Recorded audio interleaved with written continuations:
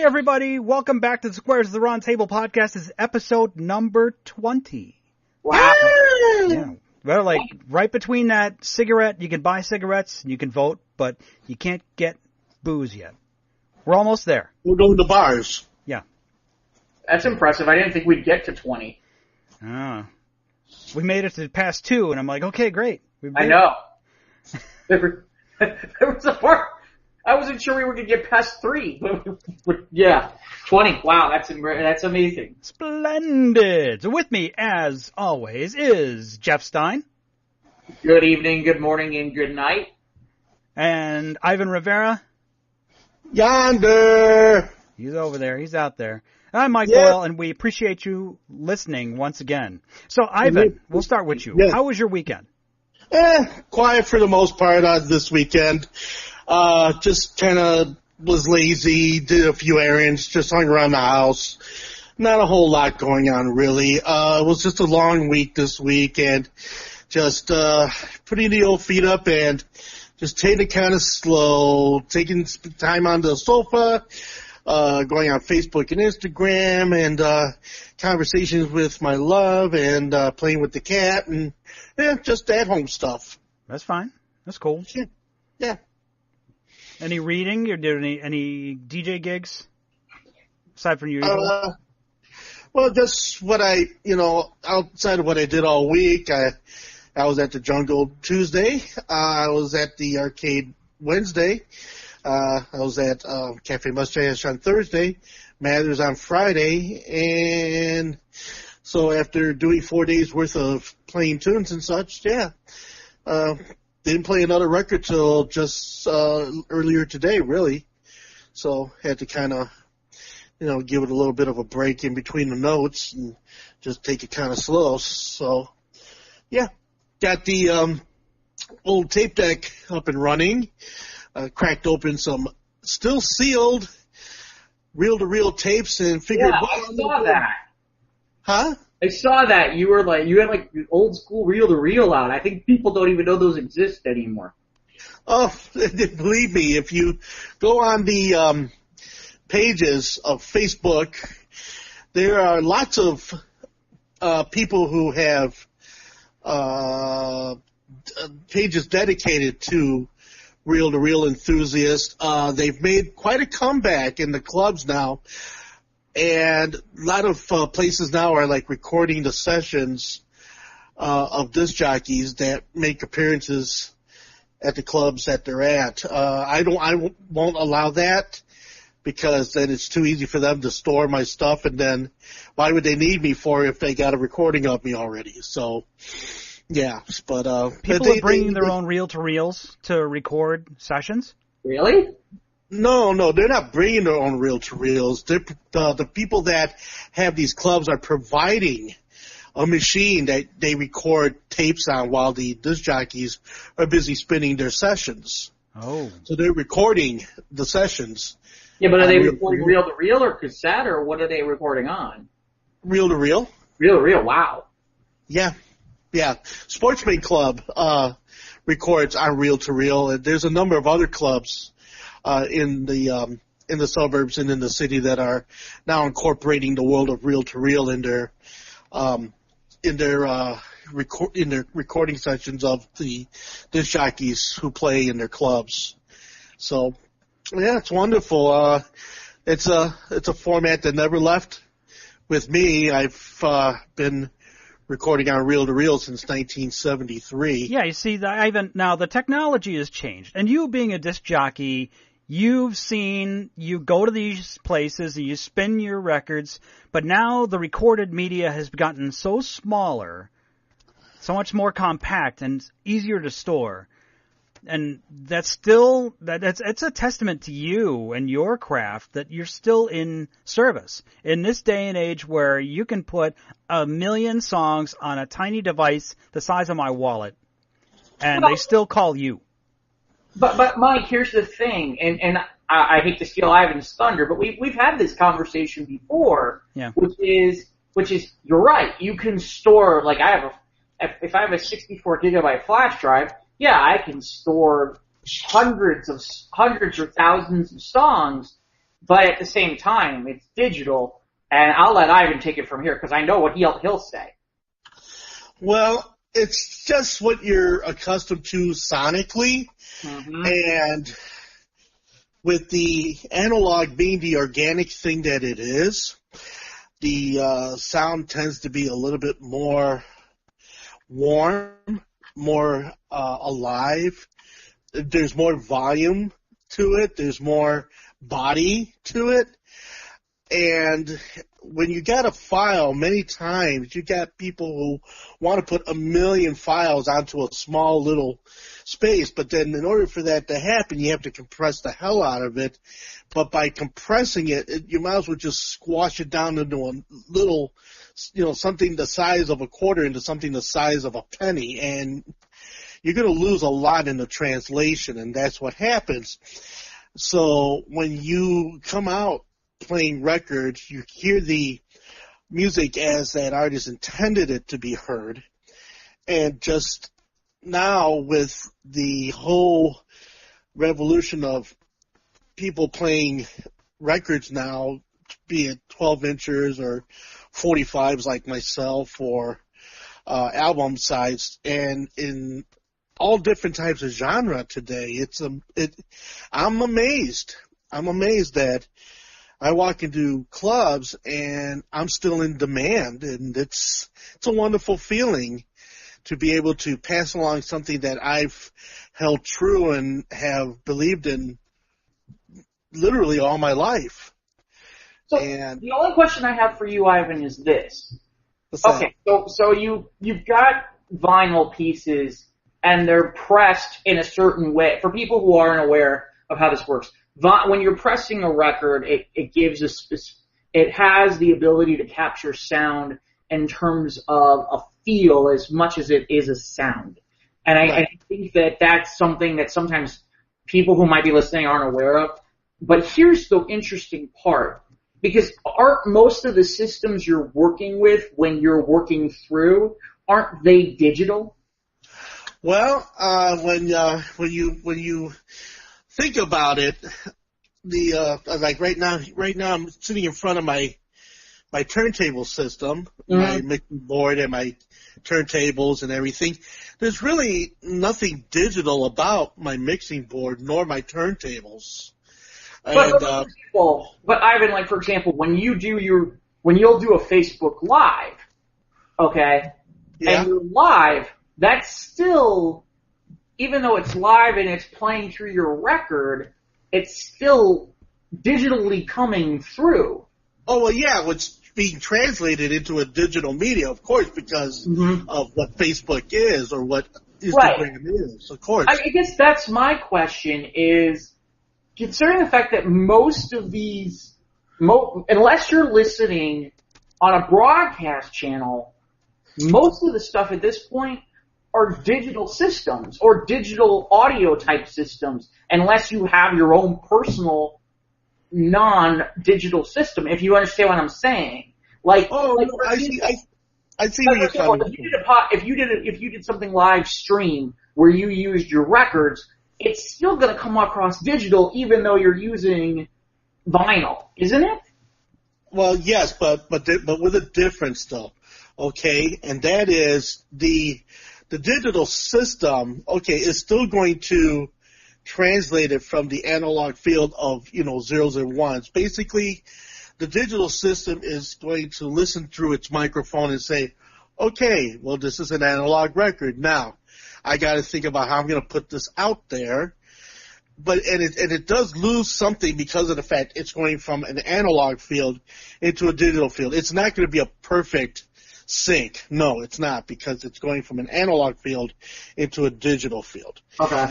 Okay, so with that, but I guess it's because it's a much bigger sound in the analog world. The digital world tends to try to real hard to adapt to it, and it still tends to sound better because it's coming from that analog field than if you were to say a digital to digital field. Right. And when you're in the room, when you've got all your old equipment. Not when I say old, I don't mean it in that sense. No. I understand. No, all of my it is old, but it is. It's antiquated media. I'm not going to sit here and sugarcoat it. It's an antiquated media. Some people like it when they hear it with the way it comes out through the vinyl in the room. You exactly. Can tell.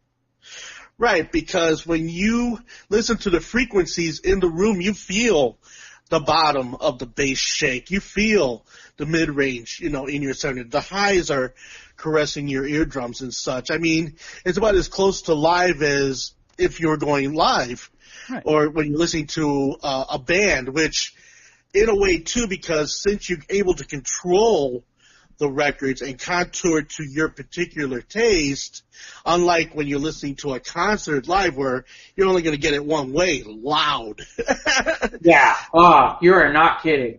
Okay, so with that situation, okay, that's why the music on vinyl is such an easier aesthetic to kind of work from within, because you're able to manipulate it, you're able to work from within it, and you're able to detail it to the room.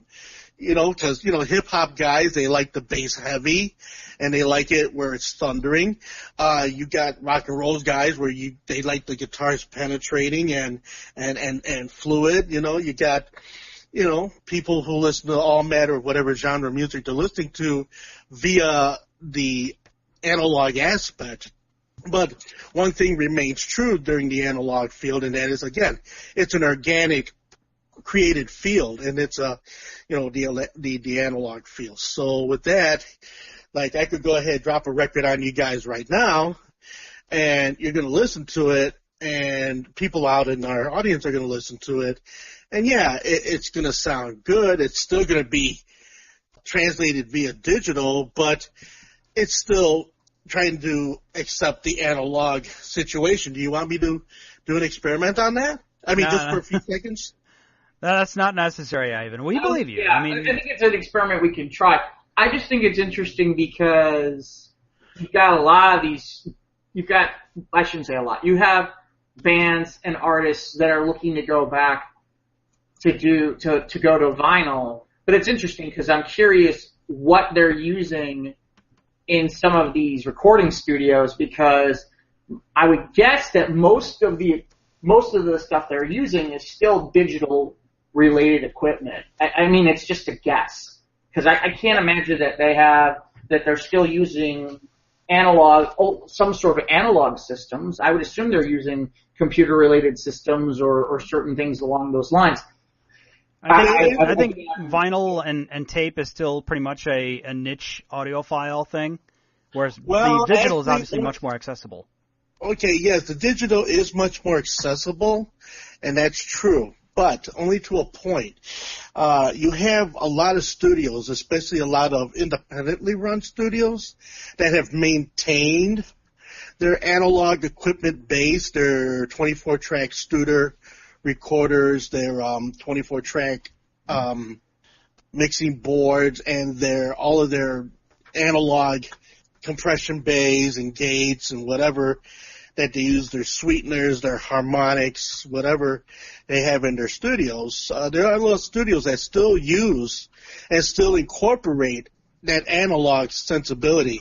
I mean, for a while there, they were trying to create the analog sound and feel digitally, and in many cases, they weren't able to quite replicate that particular, because that's just what it is. It's that particular.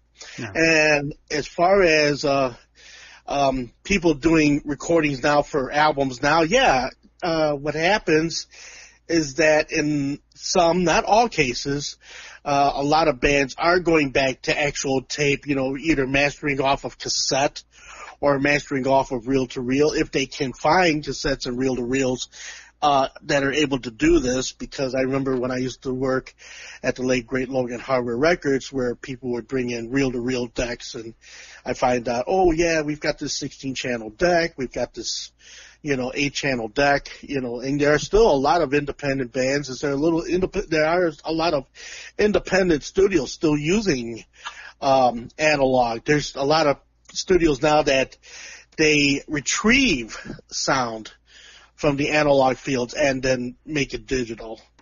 And but yeah, in answer to your question, Jeff, yeah, in a lot of cases, yes, the digital field is still incorporated while making the vinyl records. Now there's a choice now. They can either have it as a digital and then processed and mastered from the digital into the vinyl, which then it kind of changes the aesthetic of the vinyl a little bit because it's coming from that field, or they go for the tried and true system that's been around, and they lay everything down on tape and then they master it off of the tape, and then they get the same feel that if they did like the way they've been doing it, decades ago. So that there's a lot of choices now.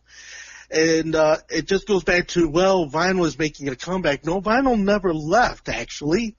It just went underground for a bit. It got pressed in lower numbers, except for the independent bands and the small studios that kept up with it, because at one point it became economic and it became more feasible to put that out there. I mean, there are a lot of punk artists that continue to press records in the 80s and 90s, and of course, we already know about the disc jockeys who do hip hop and house and dance music. That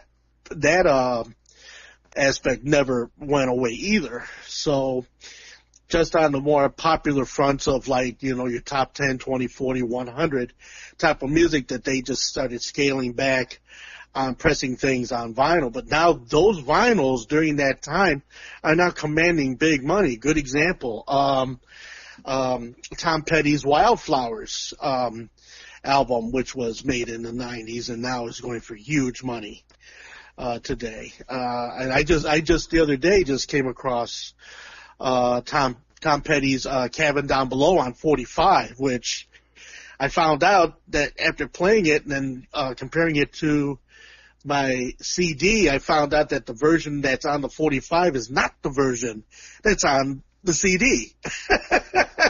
Was it an album change, or is it just something that they? It was an alternate B-side cut. Okay. Yeah.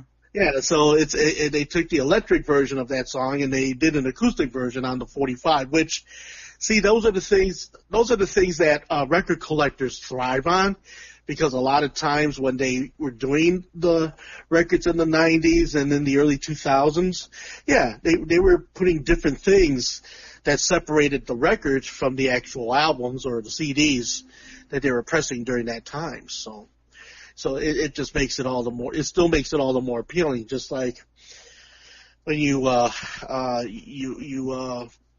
just like Adele, Adele's got all of these albums out there and everything, and there's all these new remixes, or there's other versions, and then, I could go on and on and on all night about the whole situation, musically, as far as albums and 45s are concerned. But yeah, so it's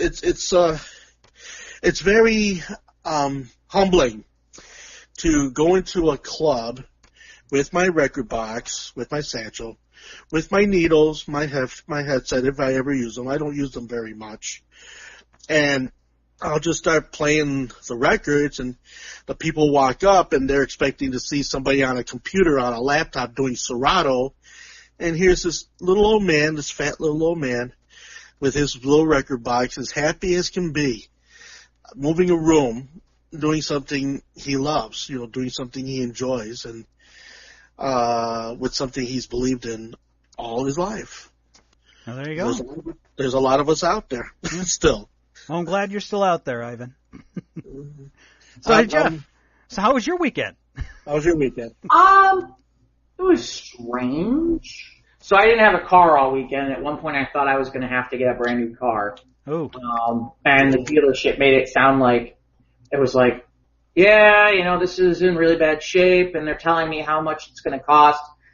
And then I went down the street and they quoted me a price that was like 3 times less that price, but I didn't have a car most of the weekend. Yeah. Which was interesting because the timing was good. As a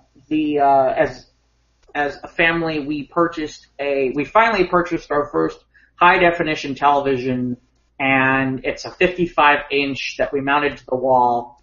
And all I can tell you is I always used to sit there and say, no big deal. It's not a big deal that I still have my old set that's still technically analog, and it's not a big deal. I say that because I know what technology used to look like for HD when it first came out. I didn't realize just how much it had improved over the years. And I'm like, wow, is this what I was supposed to have been seeing for a long time now? Were you still on holy cow, look at this. Were you still on a cathode ray tube or what? Yeah, old school analog. 525 lines. Probably something like that. Probably. I mean, in fairness, I do have an LED that I can use that's hooked up to my computer, which is a little bit better than that. But red, blue, and green. But not like this, where it's like, wow. It's like, oh my god, I feel like, like I grew up and got a real television or something. I know. It's like, I've got a 47-inch that's about 10 years old, and I think it's just about time to upgrade. I was just like, wow. I literally was like, is that what it was? Wow. It's like, I'm thinking, it was funny, I was watching a movie with a friend who came over, and I swear to you, for like 3 hours, I was like, wow, is that what it was supposed to look like all this time? Ooh, wow. I have a 55-inch smart set, and that's what we got. We got a 55-inch Samsung that's a smart set. So yes, in theory, I can go get Netflix. I can go get the other stuff. So yeah, and it was funny because my mom's like, "Why do we need it?" And we got it. She's like, "Oh, that's really nice." As soon as you saw it, you're like, "Okay." Wait, and apparently I screwed the pooch. And here's how I screwed the pooch, because when they go to install it, they say to me, well, why didn't you get a Blu-ray DVD player? And I said out loud, well, I wouldn't get a new DVD player anyway. I go get a PlayStation 4 that has the Blu-ray DVD player in it. Right. Mom goes, oh, is that like a game system? I'm like, yeah. She's like, oh, we should have got that. I'm like, well, I didn't want to spend the extra money because it's only really just something I'm going to play. And then she goes, oh, but I wanted to play games too. And I'm like, go. So she's going to be on like Fallout 4? I don't know. I don't think she understands. On Call of Duty, taking out noobs. More like she would want me to get the stuff where it was like the dance thing or something like that, or something. I don't know. I'm trying to figure out what games she would play, because she's definitely not like a first-person shooter person. I can't even get her to watch anything that is like remotely like an action film. So I don't know what she'd play, but maybe you could get her like sports games, like bowling and shuffleboard. I don't know if they have like a Wii kind of game for the PS4 or not. I don't know. I was thinking more like, I don't know if she could handle Rock Band or anything like that. No, I mean like with a controller. I think that would be like, what am I doing? I mean, look, I love my mom, but she can't even figure out how to work her flip phone. And I'm like sitting there, I'm like, how are you going to learn how to use a PS4? But apparently I made an error because I had a PS4. Or apparently we could have purchased a PS4. Not that I couldn't purchase it on my own, but she was in the process of buying, so I was kind of laughing. But yeah, I've also realized over the weekend that apparently there are certain things in life I've missed out on. One, I have never driven a Zamboni, and two, I want to shoot a t-shirt gun in my lifetime. That would be cool. And if I could shoot the t-shirt gun from the Zamboni, that would be even better. I mean, that's like incredible. As long as I don't end up like this one guy that we posted on the Squares page, where apparently you'll get a kick out of this, Ivan. Apparently the University of Colorado handed it to their mascot. He shot himself. Take a wild guess where. T-shirt gun?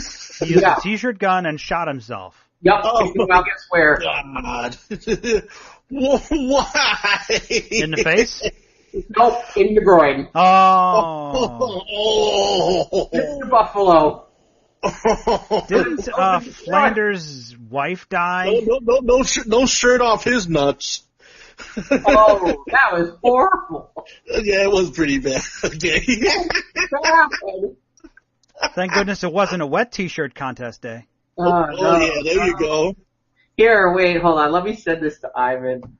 I think it's up on our. By the way, this is up. Some of these things that we're going to talk about are up on our page.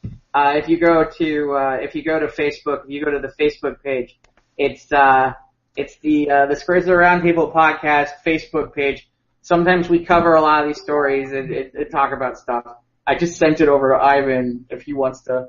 I don't think we can. Well, I can't imagine we can play it. It doesn't really have sound, but he can look at it for 2 seconds maybe and die. I sent it over to you, Mike, too. Yeah, I see it's in the chat.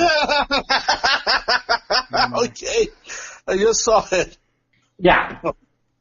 Oh, sweet goodness. You know, the part that makes this the funniest is it's a T-shirt gun and a mascot.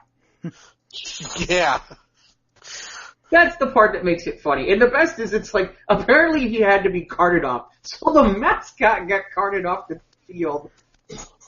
That happened to a guy I knew in high school. Okay. It wasn't a T-shirt gun, but we were playing floor hockey in the gym. Uh-oh. And this guy, I knew the guy, I never liked the guy, but when I heard he took a hockey puck to the nuts, I felt a little bad for him. Then the next day, I still hated him. All right, I guess I have to. Here's story time. In 8th grade, I played basketball for the basketball team. And on this particular occasion, for some strange reason, me, who usually was like the 7th or 8th person off the bench, somehow ended up being the starter that day. And they inbounded a ball and I blocked it. And in the process of blocking it, it basically hit me right in the middle, hit me in the balls. Oh. And no one has noticed this other than one person, and everybody's running back and forth, and I'm like trying to hold myself and run back and forth, and finally the one teacher kind of went over to my coach and was like, "You need to take him out." And it's like, "Why?" He's like, "You need to take him out." And I kind of walk over, he goes, "Oh my God," and the coach is like, "Oh, dude, I'm so sorry, I didn't catch that." I'm like, "Yeah, I just need to sit for a few minutes." But yeah, that's basketball to the balls. No, not so much. Remember a time once when I was playing football. This was when I was doing some schooling out in Cherville, Indiana, going to a Baptist high school for a little while. And they had this little guy. He must have been about maybe 4'10", 4'11", and we're playing football. Now, Ivan tries his best to play football. So they kick the ball. I catch the ball. I run with the ball. Mm-hmm. Here comes the little guy who I'm thinking, oh, he's tiny. Oh, God. He's not going to knock me over. Uh-oh. Not only did he knock me over, but he threw me in the air. I landed on my back and was winded. I was out of breath. I could not breathe. I totally did a somersault after he knocked me. He just threw me up and over, and I fell clean on my back. I was totally like a pro wrestling kind of move? Is this something to this effect. All I know is that he came, he hit me, he knocked me, right where my stomach is, and then I flew, legs up, over, boom, on my back. Well, let's just say it carried me off the field because I couldn't breathe. Oh yeah, I remember that feeling. I know that feeling. Yeah, so that was one of my all-time sports moments. One of the very few I got. The other one is when I was in junior baseball, and it was a sunny day, and I'm out in center field. Uh-oh. Well, guess what? When you're looking up at the sky trying to find the ball and the sun's in your eyes, you get beamed in the head with the baseball. Needless to say, I walked off the field and I never came back. So it's like, I ain't doing this shit. Yeah, baseball. You know, I really did enjoy baseball, and then we got to letting kids live pitch. And sometimes that's a good thing. My first 3 at-bats, I got beamed.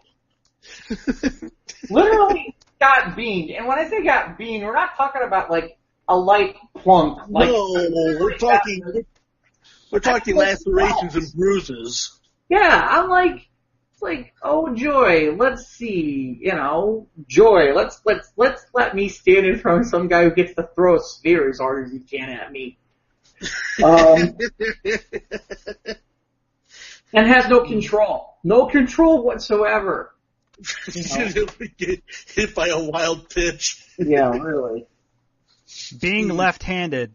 Yeah, me too, Mike. My father insisted I go to Little League.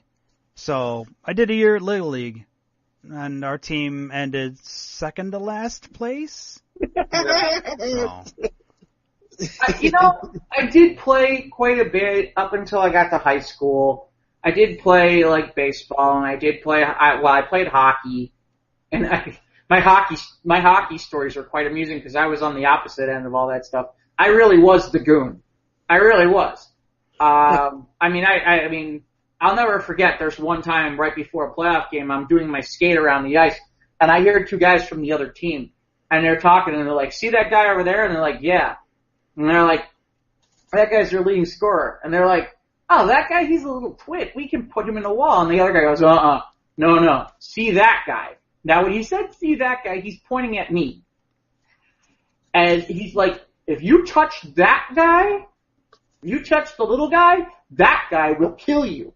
And it was funny because I overheard it. And when I went by, I'm like, yes, I will kill you. And then just kept skating.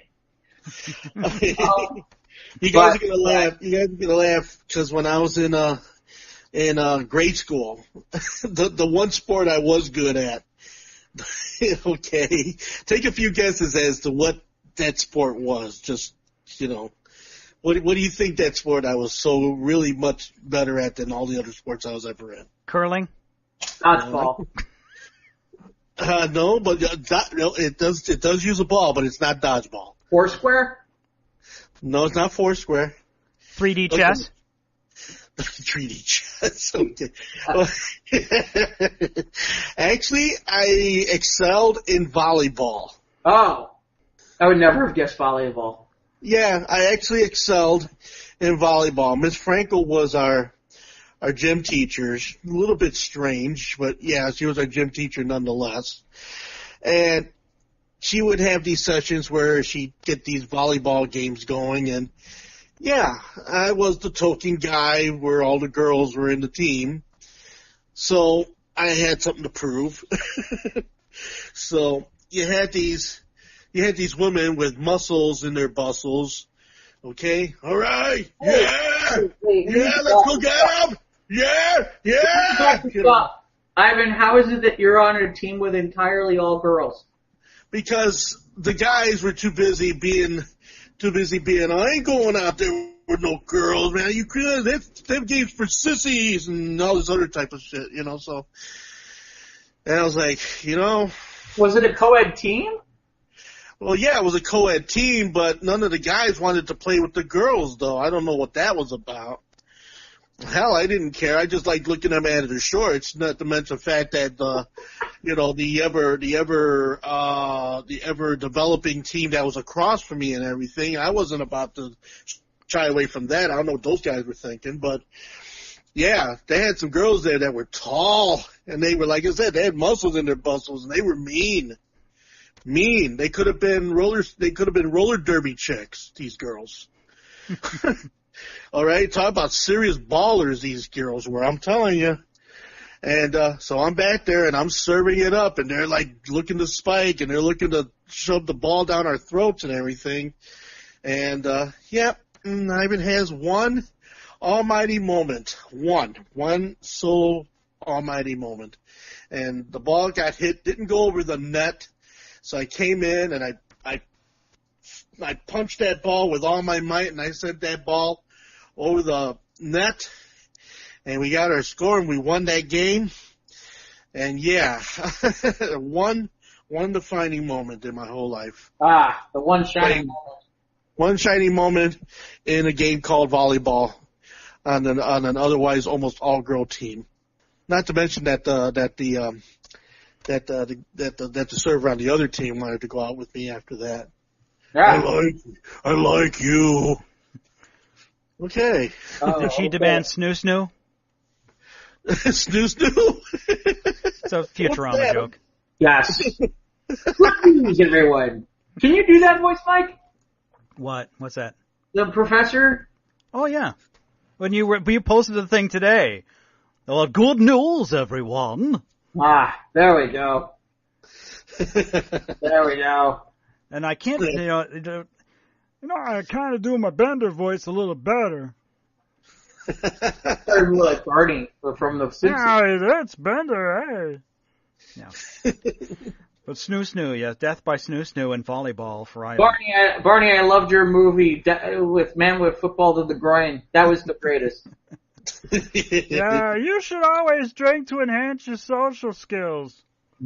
Oh wait, no, I'm sorry. Barney didn't have the Football to the Groin movie. Barney had the really phenomenal movie. I forgot. That's my bad.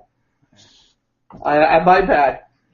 Where they did the crossover with The Critic. That was good stuff. Oh, jeez, I missed The Critic. That was a good show. Yeah, that was.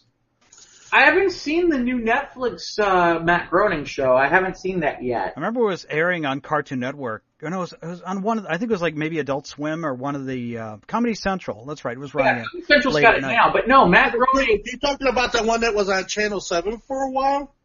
I don't know what network. I think Fox had Fox was Futurama. That's right. You're right. Fox was Futurama. But I guess Matt Groening is doing a entirely new series for Netflix. Yeah, I've seen stuff for it on Facebook.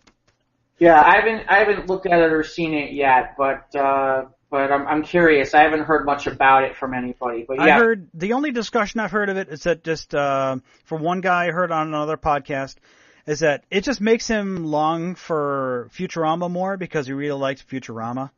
Okay. So maybe he just hasn't found its groove yet. Because it's the same animation style as Futurama.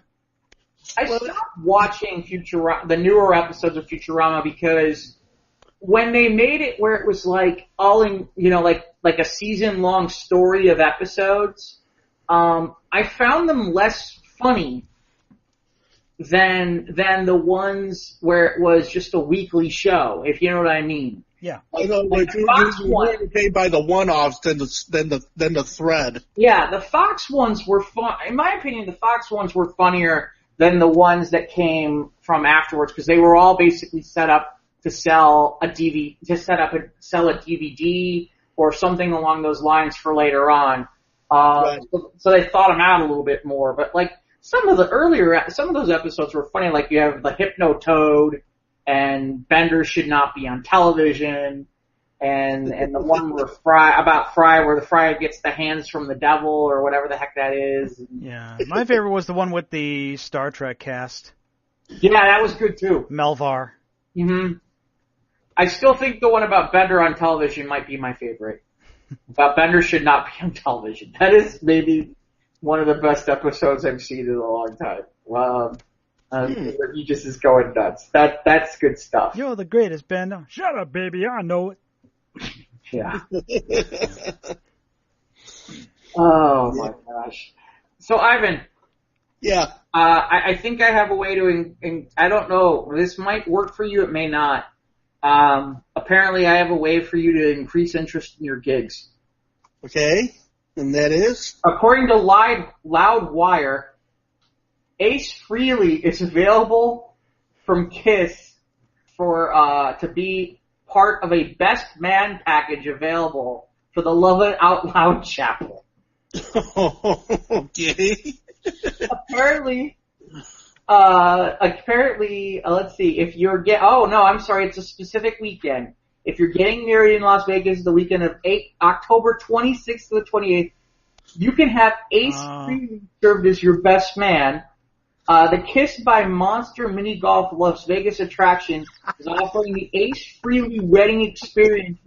Which goes it's so hard up for work. Oh my God. Wait till you hear how much. How much you think it costs? About maybe $1,000? No. Wait, here's part of the package.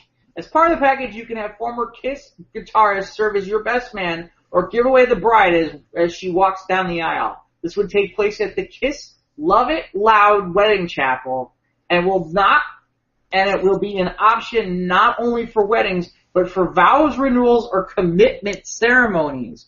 Other parts of the package include use of a professional photographer with a complete photo session, a photo session with Ace's actual guitar, a Facebook Live video posting on Ace's page, the Kiss Wedding Chapel, so your friends that aren't in Vegas can watch I Got Married at the Love It Loud Wedding Chapel, 45 RPM with colored vinyl record and a specific certificate with Ace as the witness and a rocking wedding cake. There's also a wealth of tchotchkes, lanyards, poker chips. Oh, wow. Wow. How much? All right. Well, like I said, all right. It's higher than 1,000. Higher than 1,000. Okay, like 10,000? Ivan's going 10,000. I've seen the article, so if I gave a guess, I'd be cheating. So. Okay, you saw the article? Yes, I did. $6,000. For $6,000, you get all this plus Ace Frehley. Oh, yep. Boy. And a photo session with his guitar. Yeah. Wow. Wait, here's and a record. Wait, here's the real question, and I will admit that a friend of mine posted this, but it is the real question, and it's the question I have for Ivan about this. What's that? How come Gene Simmons didn't think of this? I don't know. I'm just amazed at the fact that this is taking place in a facility that has mini golf. Yeah. Monster. Yeah, that's amazing too. Yeah. Way to go, Ace. Everything's done big in Vegas. Oh my gosh, how the mighty have fallen. Isn't this their farewell tour this year again? Yeah, they're doing another one, aren't they? Another farewell tour? You know what's crazy? You realize where they came out and made the announcement about their farewell tour? America's Got Talent. Oh my gosh. That's what I mean.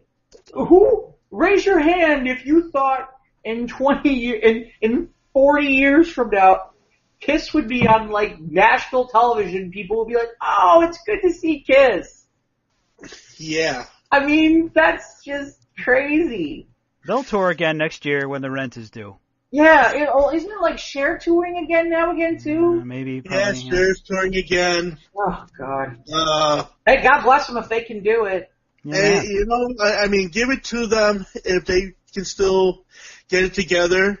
Mm-hmm. But then there are some people that shouldn't tour, like Van Halen with David Lee Roth, which I think I've spoke about this before. Their abysmal debut on Jimmy Kimmel. Did you guys ever see any video of that? Were they really that bad? Oh, dude, they were awful. Awful, dude. I mean, David Lee Roth. He looked like a degenerate. He looked like a vagrant. Wow, but that doesn't shock. Well, he kind of looked like that in the '80s when he was hot too. But see, at least in the '80s, he actually looked good. Well, no, he got old. But yeah, you know, a guy with a full body tattoo with his shirt open. Oh. All his old bones, you could really play them like a xylophone and everything. He's got his nose busted. He's got a bandage on his nose. And he's singing with chewing gum in his mouth. Okay, a total disregard. And, of course, you know, Eddie's been dry forever.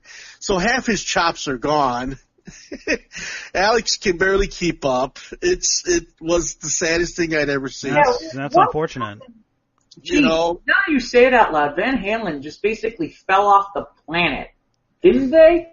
I mean, like at one point they were the hottest band in the world, and the next thing you know was like, as soon as they got rid of Hagar, and they brought in the guy from Extreme, and I don't blame the guy from Extreme, but it was just like poof, just like that, they're done. Did Van Halen do the Super Bowl halftime show? No, I don't know. Have they? Hold on. I don't know. I'm not sure. I don't think so. Doesn't sound like they did. I don't think so. No. Like I said, the Jimmy Kimmel was the last time I saw Van Halen, and they're like, we're going to start off our tour, and then I don't think there was a tour because I heard nothing more after the Jimmy Kimmel television. Well, some bands, if they can get back together before the fire goes out, but it sounds like they've been charcoal for quite a while, so it's too bad. Oh, yeah, they're already spent briquettes in the barbecue of life. Yeah, hold on, let's see. I'm looking it up now.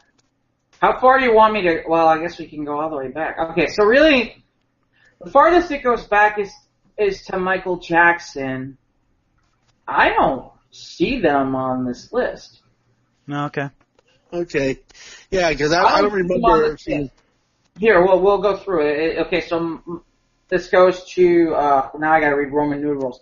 This goes Super Bowl 27. Or no, wait, maybe this is 28. No, 27. I got it right.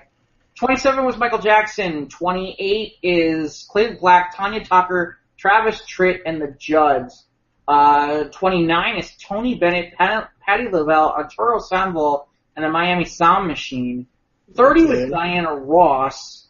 31 was James Brown, ZZ Top, and the Blues Brothers. 32 was Boyz II Men, Smokey Robinson, Queen Latifah, Martha Reeves, and the Temptations.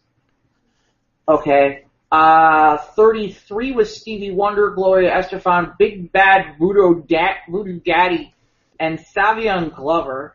34 was Phil Collins, Christina Aguilera, Enrique Iglesias, Tony Braxton, and some sort of 80-person choir. After that was Aerosmith. That's the next year is 35. That was Aerosmith, NSYNC, Britney Spears, Mary J. Blige, and Nelly. 36 was U2. 37 is Shania Twain, No Doubt, and Sting. Now we get to the infamous one. 38 is Janet Jackson, Kid Rock, P. Diddy, Nelly, and Justin Timberlake, which then started everything going to hell, where they got all crazy. So I guess Van Halen didn't do it.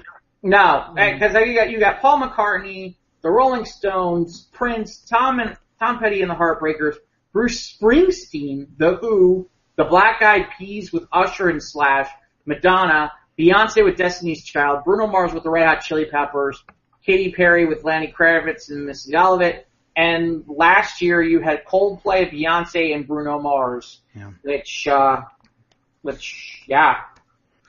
miss Left Shark. What happened to Left Shark? I don't know. Weird Al Yankovic should do it. Yes! I've been saying that for 20 years. You know what? It's really funny. Did you see that, I guess he's fronting Weezer for a song. The rock band Weezer, I guess he fronted them for a new song that's out. Okay. I had it up on my page. I can put it on on our page, but I guess he's fronting Weezer. I didn't even realize it was Weird Al. I'm like waiting for Weird Al to show up, and then like all of a sudden the accordion comes out. I'm like, oh, is that Weird Al? I'm like, holy cow. Yeah, there's a vinyl release coming out for Record Store Day, featuring Weird Al Yankovic fronting with Weezer. Okay. Yeah. Well, it's out. It's out on YouTube. You can find it. I'm sure there's a vinyl coming up for it too. I'm sure. All right. Or a record, I should say. I don't know why. I don't know how everybody got into this habit of calling records vinyls. They're not all vinyl. They're records. Well, because most of them are vinyl. What else could they be? Shellac, by by compound. Records are made by all manner of different materials. But yeah, most of them are vinyl, though. So I They're guess... made from the fossilized bones of dinosaurs. Ooh, that sounds exotic. But I do have some good paper records. They're cool. Yeah, I just shared it to the video to the Squares of the Roundtable podcast page. So it is available and up for you to look at if you are a fan of Weird Al Yankovic. So that's available. I know I am. Weird Al was weird, man. Yeah, no Van Halen for the Super Bowl. Matter of fact, my understanding is that they're talking to who? I think Maroon 5, right? Yeah, they're the ones for next year. Although I saw something about Mariah Carey said that she wants to do it, but I doubt that's really going to happen. I could see it happening one day, maybe. Yeah, but I don't think it's going to be this year. I don't know. In the very near future, though, I would take it. If anyone's in dire straits, or as far as if they're still fearing a wardrobe malfunction, she's not the one. Yeah. Oh no, that's the truth. The way she's been, I don't even want to get into it. And you know what? I will say, I saw the thing back in, was it the 90s or early 2000s, where she shows up on TRL.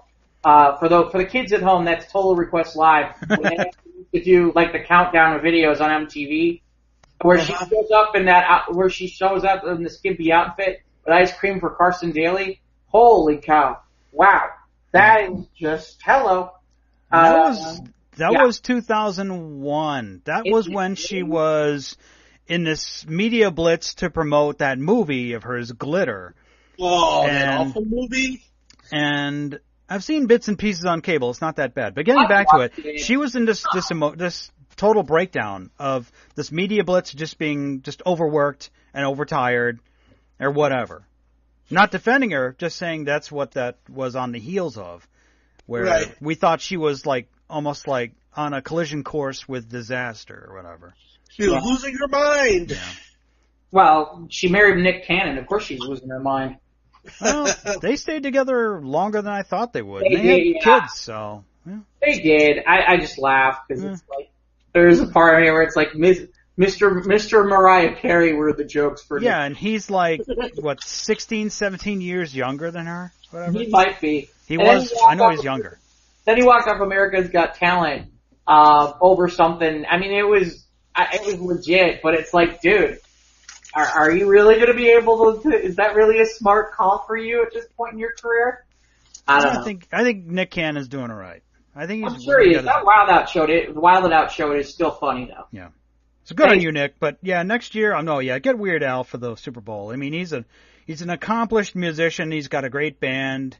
He knows how to put on a good show, and he's got a treasure trove of awesome songs from spanning 40 years. So yes, get Weird Al. You dumb, and then I'll watch.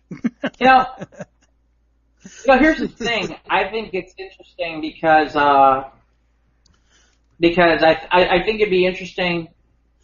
I'm surprised that that's the first collaboration he's really done with a major band. Is this Weezer thing? I think he's had a couple other one-offs before in the last couple of years, and now we got that reverb back again. Hello? Yeah. Hello? Okay. Maybe it's on my end. Yeah, I think so. All right, we got it solved. Okay, we're good. All right. Until the next time. Until then, we just keep on going.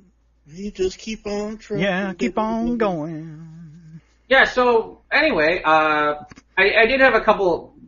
Gentlemen, as long as we're keeping on trucking, I do have something for you. You do? Uh-huh. What you got? Well, I'm curious about your reaction to this. This is from Texas, not the usual suspect in places. A Texas grandma kills a 12-foot alligator and says she's finally avenged her miniature horse. What? Yes. Yes. How did she kill the gator? Did she wrestle it? I don't know. Okay, so a Texas not a grandmother, a great-grandmother. Whoa. According to the Houston Chronicle, it took one shot for Judy Cochran to dispatch the 12-foot, 580-pound gator at her ranch on Sunday.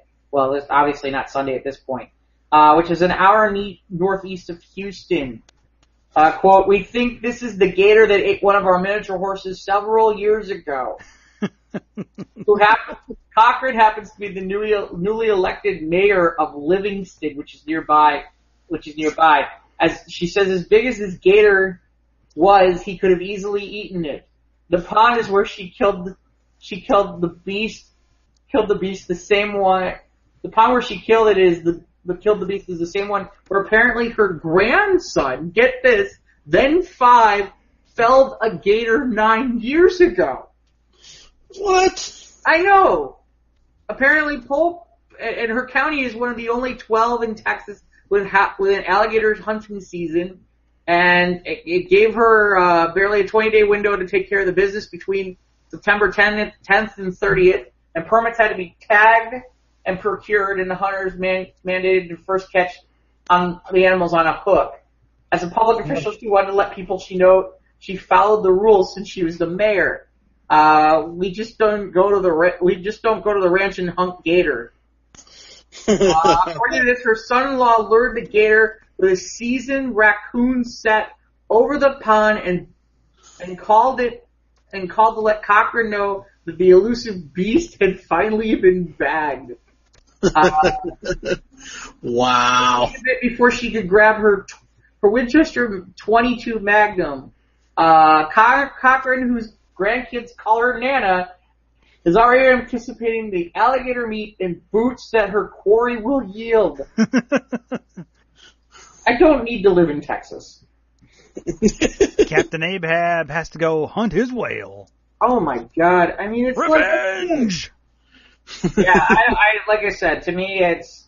I mean, where does this stuff how great grandma kills, and why do they have miniature horses? 12 and why foot. Is a gator? Why would you let a gator anywhere near your miniature horses? I didn't know. I thought you have a 5-year-old grandson who felled a gator. Wow. I'm so confused. How does this happen? I guess this is us being from the city. I have no idea. No, I am clueless. Yeah. Have you ever had gator? Either one of you? What? Have you either one of you ever had gator? If had gator, like... No. I've never even owned a belt. Hmm. I got a gator. I got a gator box. Hmm. I heard it tastes like chicken. Why does everything taste like chicken that isn't steak? Because pork doesn't have a definitive taste either. Okay. Hey, we should talk about something comic book related. Yeah. Let's talk about Batman. Oh, last week we had our Batman. Oh my goodness! Were you at any comic stores on Saturday for the Batman Day? No. That's right. You did the seminar that day. Yeah, I was a Toastmaster. You're a Toastmaster, yeah. Yeah. But apparently there's a new more adult label for DC Comics, and apparently everyone is up in arms over a new book called Batman the Damned by Brian Azzarello, who's a famous writer. Bless you. Thank you. And apparently, in fairness, I gotta be honest, this is something I thought DC should have done a long time ago, which is adult fare with superheroes. And so apparently the first episode gives you a silhouette of the Bat Jewels. The Bat Balls? Yeah. Okay. And then apparently this is in Batman the Damned. So it's Bruce Wayne at Wayne Manor just walking around naked? Or is he the Dark Knight swinging his Batarang? No, it's not necessarily. Okay, hold on. I gotta find that article because there was a different direction I was going with this. I don't know what the context of the scene is where we see the Bat Junk. Yeah, there's a context for that, but hold on. Where did it go? Oh, maybe it was on my other. Maybe it is this one. Because there's something else that's out there too about this. They had a react. Now I can't find it. Well, I don't think that was a problem, but for Batman. But apparently there's something where he needs to do a full body scan. Okay, so it's like a medical situation? Kinda, I think. Hold on, I gotta find it now. But it's not like he's like, it's not sex. It's just male nudity. Okay. Yeah. And why is this a problem? Well, it's just one of those things. It's just shock value, I think. Yeah, it's how we sell comics. There's versions of this that are now censored too, because DC kind of freaked out because people freaked out. Well, the cover of the book says adult only. Yeah, I know. But it's not like it's gratuitous, like he's not screwing Selena Kyle anally. It's just bat junk. It's just bat junk. It's junk. Medicine. He's seeing the doctor. He's make sure, you turn and cough. Bat cough. Well, it's interesting because apparently now there's a version where there is no bat penis. So, or apparently Bruce Wayne doesn't have a penis anymore. So now he's a eunuch. Yeah, now he's like 10. Like $10. See, money can't buy everything. Yeah, well, that's not true. That's Trump. Money can't buy happiness, but you can rent it. Mm. Yeah, depends on how good of a negotiator you are. Okay, so bat junk, yay. Yeah, and apparently there was someone complaining. I gotta find this one now. Wait a minute. There was someone complaining on the internet? I don't believe No, there's an organization that was complaining about the fact that Batman was circumcised. Oh, okay. Which makes it as far as I know, I think Thomas and Martha were Catholic, weren't they? I have no idea. I just thought someone's got a lot of free time. Someone I don't know. Too much free time for this. I don't pretend to know a great deal about Batman, but I think they were Christian. He was raised Christian. Yeah, I don't pretend to know a whole lot about the bat penis. That's all I know. The only dick I know about Batman is Dick Grayson, okay? That's all I really know. Okay? Here. Wait, here it is. Here it is. Genital Rights Organization upset about the new Batman comic. I didn't even know there was a Genital Rights Organization. Yeah, wow. There's an organization for everything, I guess. Yeah. We know this now. Yep, apparently so. So yeah, apparently there's a... Okay, I almost have to do this just because some of this stuff is funny. In an interview with The Blast, which I've never heard of, the Genitalia Autonomy America founder, Marilyn Milos, spoke out about the appearance of Bruce Wayne / Batman's penis not because of the nudity, but because he's circumcised, which Milos is comparing circumcision to child sex abuse. Oh my gosh, really?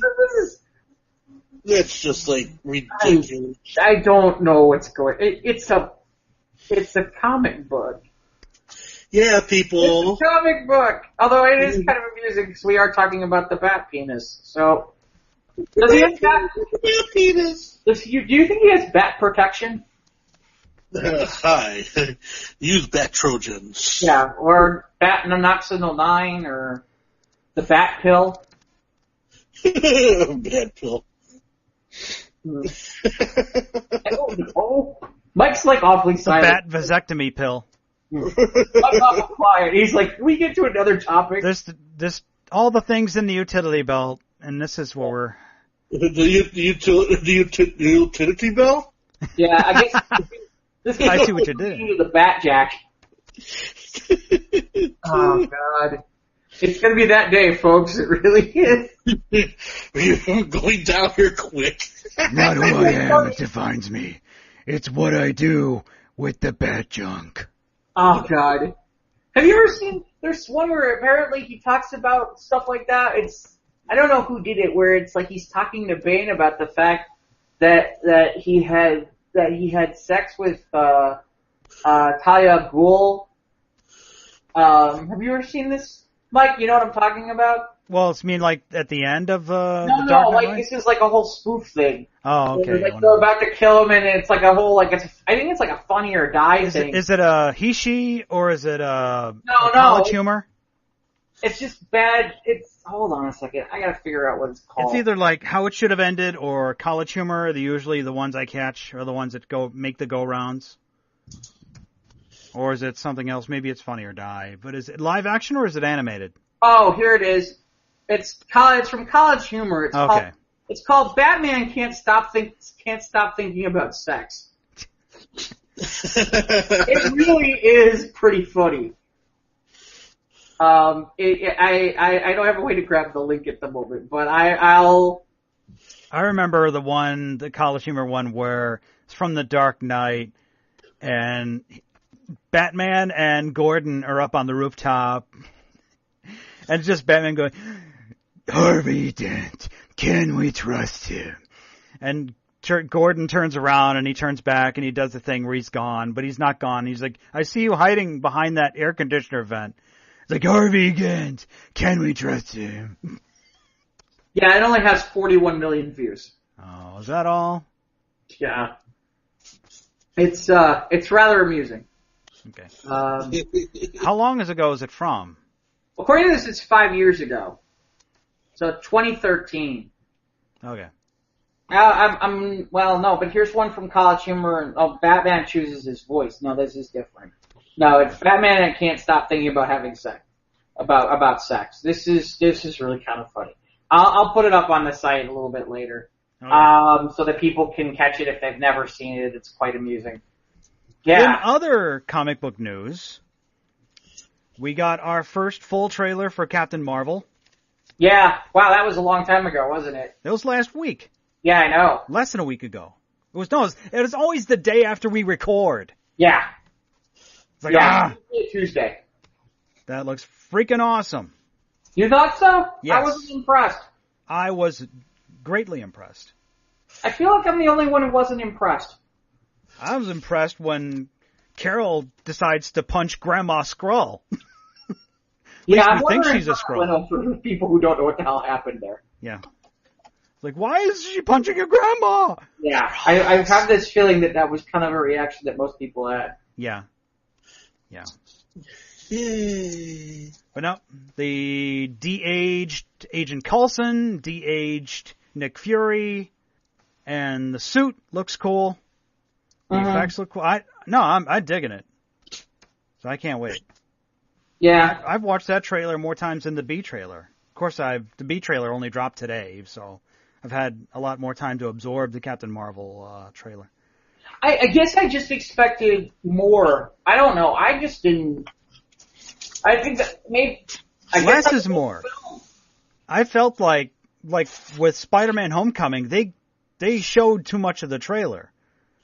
They showed too much, I think, in the trailer for Homecoming. So, I mean, I'll definitely see the movie. I just don't feel. I don't feel like overwhelmed about. Oh my God, that was amazing. Well, because I've been reading Captain Marvel for almost 2 years, and I've read all of Civil War 2, and it's good and it's bad. It's there, but and right now currently is the life of Captain Marvel, where they're delving into her family life growing up, because I guess her father was an alcoholic, and so. No, I'm looking forward to this story and to see how it ties directly into the final post-credit scene of Infinity War. Have they retconned that whole thing with Rogue from the 80s? I have no idea. But that still happened when she was Miss Marvel. Yeah. Well, they still have something about the memory loss or something like that. I don't know if Rogue had anything to do with that. I don't know about that. All I know is at one point Rogue drained Miss Marvel enough where Rogue pretty much took all her powers. And I don't know how, I mean, I guess I don't know, I don't even remember how Carol Danvers got her powers back. So I'm assuming this has all been retconned at some point or something. Yeah. I have no idea. Or even if they're going to have a Marvel before this all happens, so. Well, it's interesting. I heard well, let's make this clear. This is rumors that apparently Jude Law's mystery character is Marvel. Yeah, that would probably make sense. Well, we'll see if that's really the case or not. I don't know. By the way, before we get to something else, you mentioned Spider-Man. I have heard stuff now that says that Tom Holland will be in Venom as Peter Parker, but maybe not Spider-Man. But it seems like it's all over the place. Nobody seems to really know. Nobody's sure. I guess we're going to have to wait till the movie comes out in October. Yeah. Not a single frame of footage of Tom Holland on the set. Not even if it was like in a studio or even like on a green screen. Who cares? I don't know.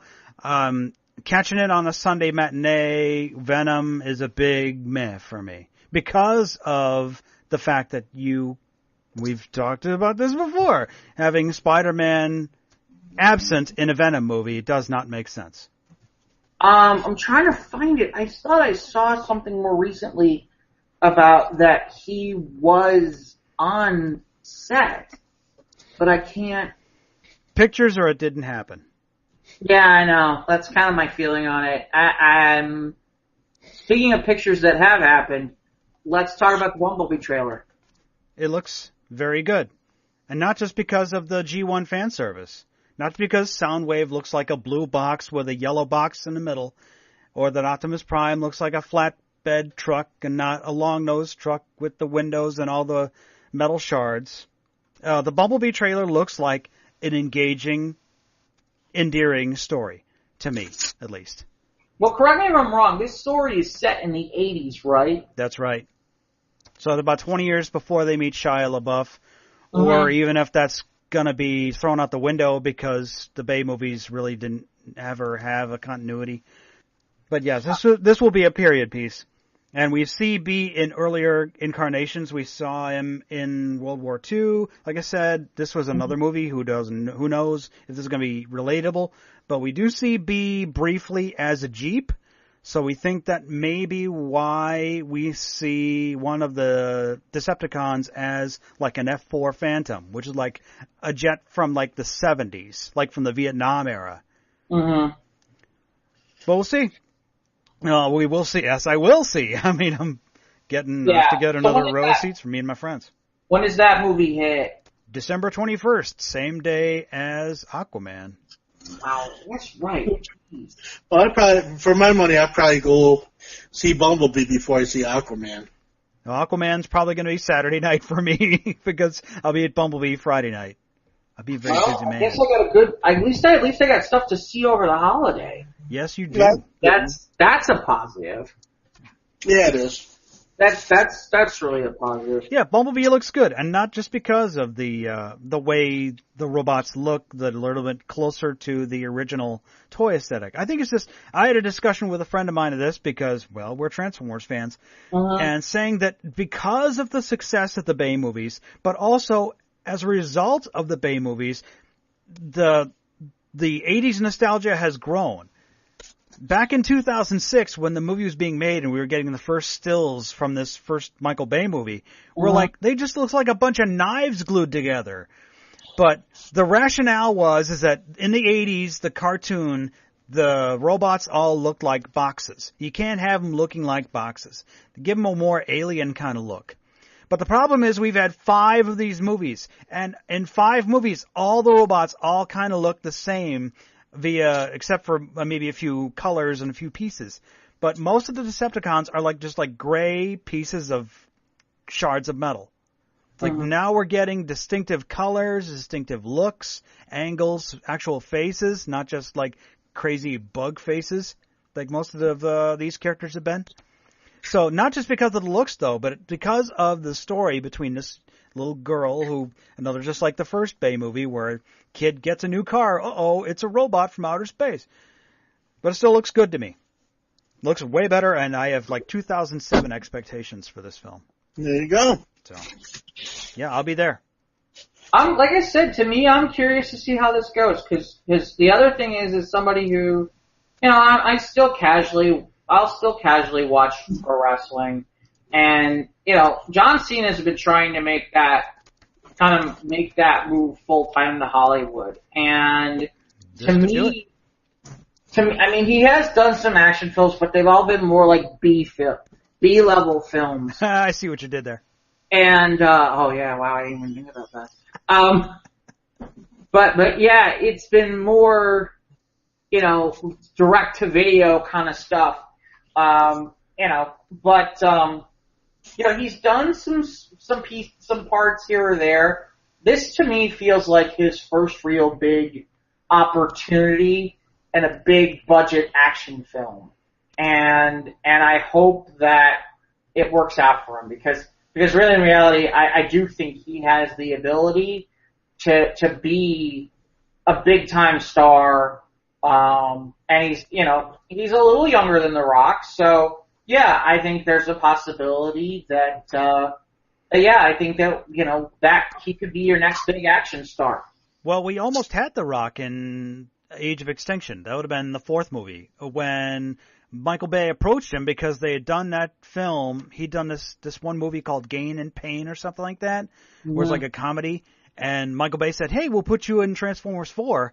And he had some other obligations, so he couldn't do it. So I think that was when they got Mark Wahlberg to step up, and he was in the fourth movie instead. So we almost got The Rock in a Transformers movie.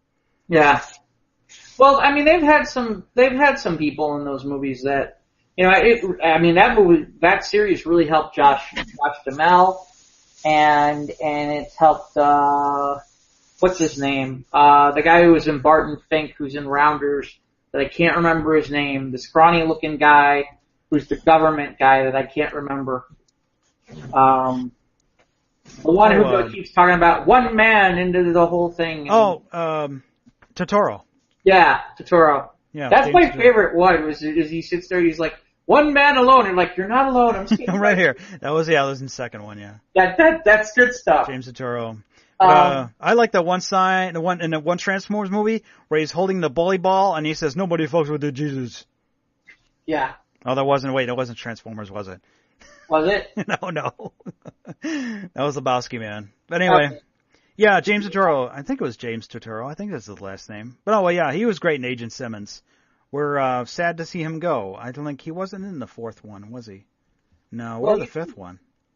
He's in the cult classic. He's in Rounders too. So yeah. Rounders is credited by a lot of people for the poker phenomena. So I think he was in that movie Quiz Show. Was he in that one? That one movie Quiz Show where it was like the scandal about getting the questions ahead of time or something like that. It's based on true stories, I believe. Hold on. No. Let me bring up his IMDb. What about you, Ivan? I know you're like a big time. You like Transformers too, so. Well, I've been dragging him to these shows for about 20 years, and I think through osmosis, he's learned a few things. Ivan? I'll be right there. We caught it. Okay, if I hear a flushing noise, I'm stopping and recording right now. I'm kind of hoping for a flushing noise. I'm rooting for flushing, Ivan. Let's go. Why didn't you go before we started podcasting? I didn't have to go, man. Yeah, man. It's a long show. Let's see. He thought he had time. He didn't think I was going to throw it to him. No, he probably just said, "Oh, good, Mike's talking about Transformers. This gives me a time to go to the fridge and get a snack." Yes, he is. He is in Quiz Show. Yes, he is. Yeah. That's correct. Is it James Totoro? John Totoro. I had the J correct. No, like I said, I'm not a big Transformer guy, but I thought that the trailer looked good. I think it seems like it's going to be a lot of fun. I'm getting an Iron Giant kind of vibe from it. By the way, the movie you guys were talking about the quiz show was called 21. No, there's a movie called Quiz Show too, Ivan. Well, yeah, that was about that. It was about that show called 21. That was the real show, right? Where the contestant was being fed the answers through his headphones. Right. So Right. I mean, it's based on the real story about when they rigged game shows, and it was the reason just for ratings, right? Right, and it's the reason why for a long time they didn't do game shows on primetime television. Right. That was back in the mid-50s, you know, and in the mid-50s there were a lot of game shows. You had Beat the Clock, you had the $64,000 question, you had 21, What's My Line, You Bet Your Life. That's one of my favorite episodes of The Honeymooners is when Ralph Cramden went on the $64,000 question. Yeah. You know, I think my all-time favorite episode of anybody going on a quiz show is the one from Cheers, where Cliff has like won everything on Jeopardy and he got it all, and he didn't know the answer to the last question. So his answer in form of a question, which is who are three men who have never been in my kitchen? And he's like, it's true. This is correct. You have to give me my money. And he blew the whole thing and lost. So. Wow. So that being said. What game show would you want to be on, Ivan? Name that tune. Game show? Well, I mean, that would be the obvious one. In fact, when Name That Tune used to be on television. There was a game show called the Real REEL game. It was basically, they would show film clips and you had to guess what that scene and what movie it was in. That was on for a little while. It's called the Real game. I don't know that one. Yeah, but yeah, Name That Tune would be one. Beat the Clock, I wouldn't mind being on Beat the Clock. But me and my mom and my dad, we usually play Wheel of Fortune, which, you know, that's a lot of fun. I like word games. Okay. What about you, Mike? Me, either if I could like travel backwards or wherever in time and be on whatever game show that was my favorite growing up in the day or whatever. I think I know what you're going to say. Go for it. Remote Control. Oh, I didn't think of that. From MTV. Oh, Remote Control? That was a great show from MTV back in the day. Yeah, it was. A young Adam Sandler used to do sketch comedy on Remote Control. Also, I guess Beat the Geeks. There's one on, I think it was on Comedy Central. Or was it? Yeah, I think it was Comedy Central. Where there were three geeks. There was a music geek, a TV geek, and a movie geek. And then there was a specialty geek. Like it could be either like a South Park geek or a Batman geek or comic book geek or something like that. And you had to beat their questions. You're up against them like on a timer kind of thing. Cool. What about you, Jeff? What game show would you want to be on? So, real fast, Remote Control. Remote Control included Adam Sandler, Colin Quinn, Dennis Leary. Wow. That's the names that off the top of my head stick out to me that I don't see anybody else here who really kind of sticks out. Oh, dear. But yeah, all of them were on that show. I was surprised. I thought for sure you were going to go with the show that I thought all kids in the 80s loved. Press Your Luck? Yeah. Yep. I thought for sure you were going to go. No whammies. Big bucks. No whammies for Press Your Luck. Yep. Man. Oh, no, have you ever seen the one where the guy basically guesses everything, has the pattern and he's done it and he nails everything down? No. Oh, so, true story. So somebody figured out the pattern for the whammies and how the board ran. And he basically sat there and he kept hitting everything. And after a while they figured it out and I can't remember what happens. But the interesting part is I read it on the internet. His story is really, about what happens to this guy afterwards, is really, really tragic. Did they let him keep his winnings? Was he disqualified? We'll have to look this up later. No, let me see if I can get real fast. Okay. Yeah, while you're looking that up, I remember the video, there's a video, obviously, a famous one now, about a guy who watched The Price is Right for years. Mm-hmm. And then when he finally got to be on the show, he knew the prices of everything. I mean, the exact prices of everything. Mm-hmm. And Drew Carey is just like stunned. Just kind of like, playing along, like, oh wow, you did. But the guy's like being all serious, like, yeah, I watched the show lots of times. That piece there, that one thing, that's priced for $238. And sure enough, the thing would flip down and it was 238. Okay, so the guy's name was Michael Larson, and he appeared on Press Your Luck in 1984. Whoa. All right, I'm going to let you guys guess. How much do you think he won that day? I don't know, 50,000. 60,000. Ivan, how much? Yeah, about 60,000. Try $110,237. Wow. Wow. Yeah. There's an entire Wikipedia which shows, like, if you go on Wikipedia, it shows how he figured out the patterns and the sequencing and everything. And I'm looking to see here if I guess. What happened to the guy? So, yeah, well, there's a whole long story about that. About that, basically, in the end, he kind of lost them. He kind of lost the money, and this is a guy who's been a serial guy who's done this where he's won stuff like this all over the place.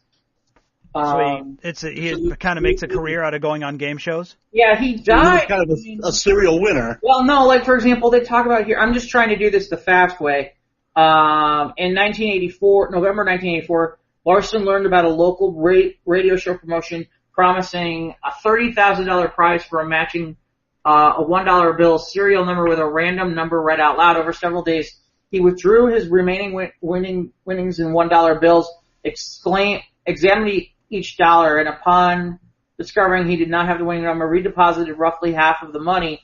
Larson left about $50,000 in his house, which was stolen from a burglary.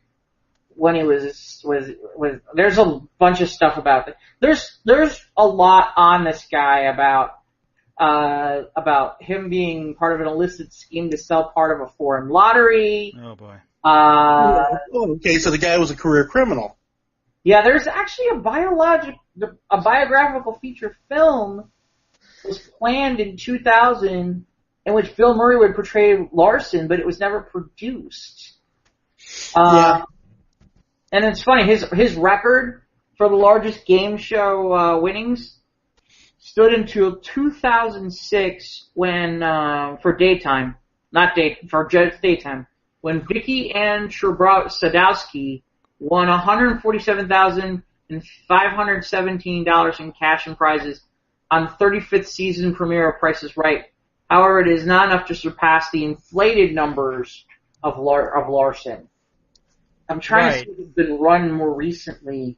Because what year was it when that guy won $1 million on Who Wants to Be a Millionaire? That's a lot later. That's right, actually, yeah. Wants to Be a Millionaire.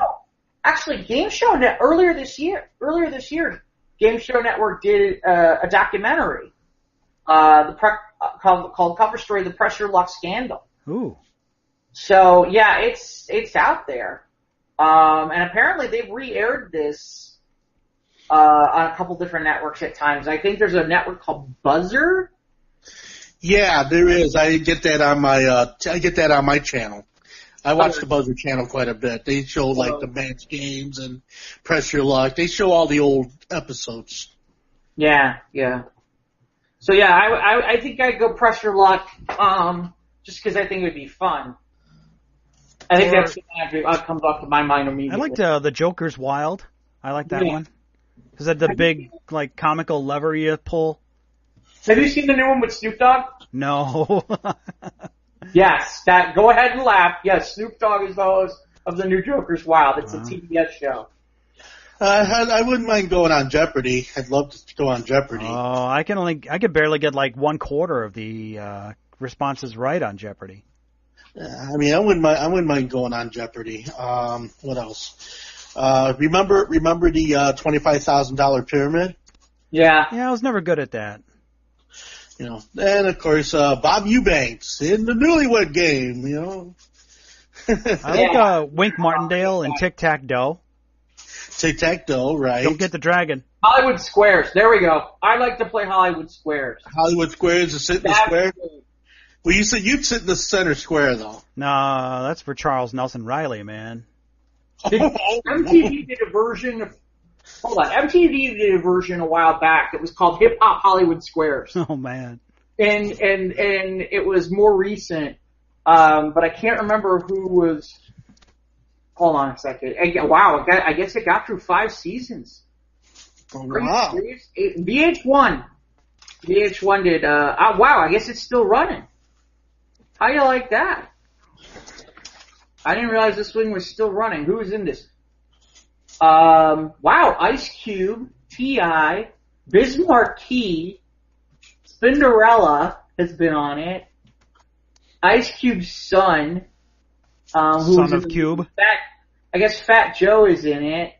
The Brat. I mean, there's like a huge list of names here, but it seems like Christian Miliana. The top people are a guy named DeRay. Maybe Ivan knows this name. DeRay Davis. That doesn't ring a bell to me. Ice Cube obviously rings a bell to me. I would imagine Ice Cube's got to be center square. And Son of Cube. Yeah, Son of Cube is on here, but he's only been on like 6 episodes. But I don't know if that's his real name. I'm just calling him Son of Cube. Okay, that's fair.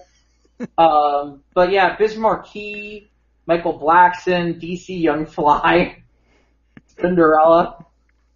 That had to be crazy. That's gotta be crazy. I might want to do that show. I like Wayne Brady on Let's Make a Deal. Is he still doing that? Okay. Oh, yeah. I'll tell you what show I wouldn't want to do. He's great.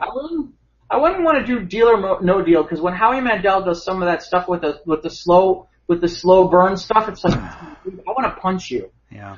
That's like, do you want to open the case? Do you not open the case? Open the case? Not open the case. Open the case? Right after this commercial. It's like, dude, just freaking open the case. Open the case. I have when that show got super popular, I got the Let's Make a Deal DVD game. Oh, yeah? So I can play that anytime I want. And it's a good party game. You know, it's like everyone's all like, no, open number 17. No, number 12. Ah, shut up. You don't know what you're doing. That's a fun game to play. But yeah, Howie gets a little bit too, just too over the top. It's one of those things where like, it's a 5-minute situation and they got to stretch it out over half an hour. Yeah.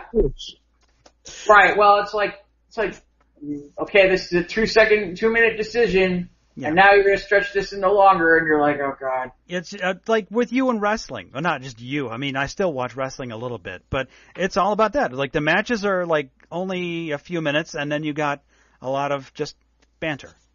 Yeah. A lot of filler. Well, the problem is no one, this could be a long dissertation. I'm not going here. Okay. This could be a long diatribe. We don't want this show to go that long. Yeah, By the way, I guess here I got cheap DVD corner if you guys wanna. Wait, I do want to do something. Hold on. What? I found this, and I want you guys to be a part of this when we do this. We're gonna do this live on our sort of live. Apparently, this is ready for the holidays, ladies and gentlemen. The Hall Oates hotline. There apparently is the number that you can dial for the Hall to get Hall & Oates on emergency. You mean to get their music? Yeah. Here, we're gonna do this. Ready? Okay. All right. Let's do this. I'm getting the Hall & Oates hotline. Ivan. What? You got to watch out with those private eyes. They're watching you. They see your every move. The number you have dialed is not in service. Hold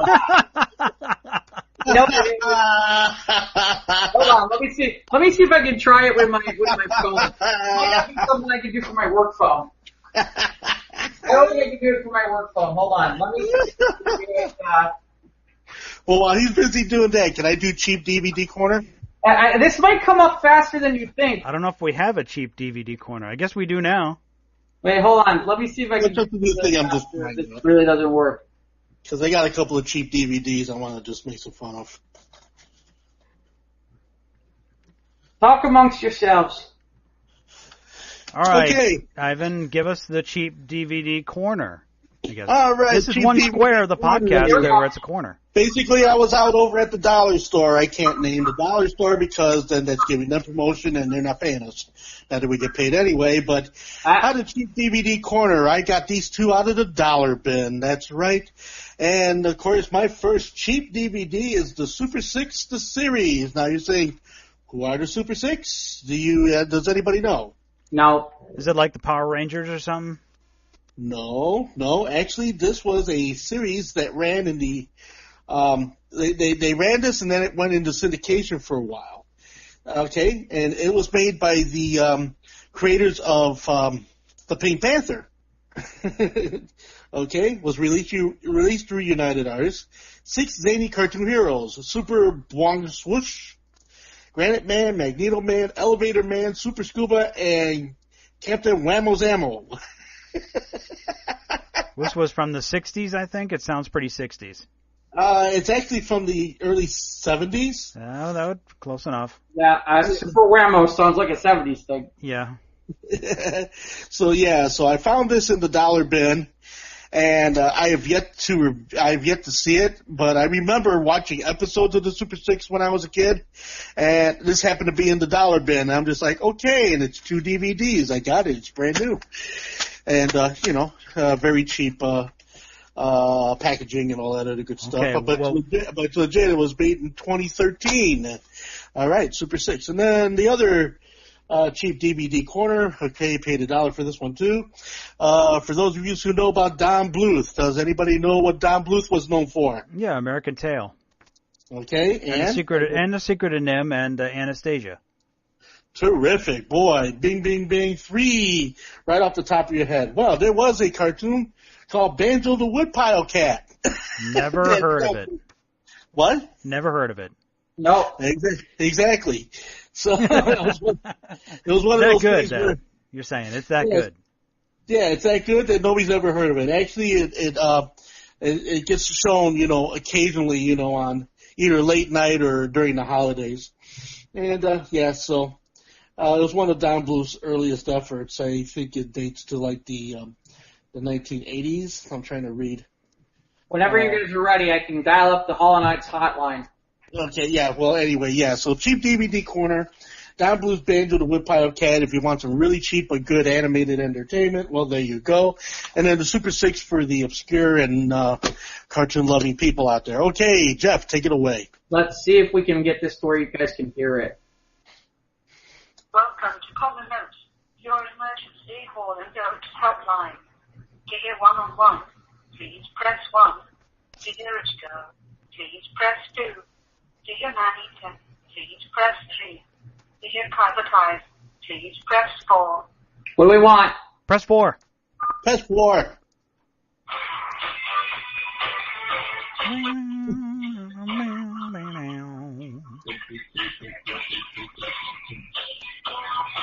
And this is available over your phone if you really feel like it for some reason other than going to YouTube. Or Pandora, or any other music site. Service, yeah. In case you just wanted crappy radio quality. We have no other resource. This is the phone we found them in. All right, enough.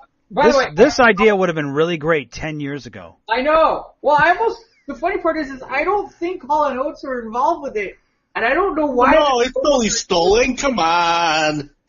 I don't know why this phone number exists at all. I have no understanding. Again, somebody with time on their hands that figured, well, let's see if we can pull another one. Let's see if we can rip another one off, right? Well, like I said, I just thought it was funny because I thought you guys were going to kick the. My first reaction was, this doesn't really work, and I called it, and I'm like, my first reaction was the funny robotic voice was hysterical. Yeah. And then the crappy phone quality analog recording was absolutely funny as hell to me. I don't know. Maybe it's just okay. A sick individual. I have no idea. It's quaint. Quaint. That's it. Yeah, I don't think that's what you meant by analog, did you, Ivan? No. No. That was definitely a digital thing happening there. All right.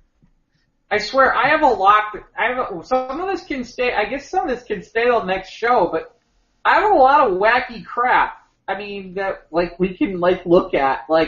Apparently, there was a man in Northern Virginia who was accused of rubbing produce on his butt. Oh, I read that. I read that article. Yeah. Why do people do these things? Well, it's the same people that go ahead and post pictures of phallic fruit on YouTube or on Facebook.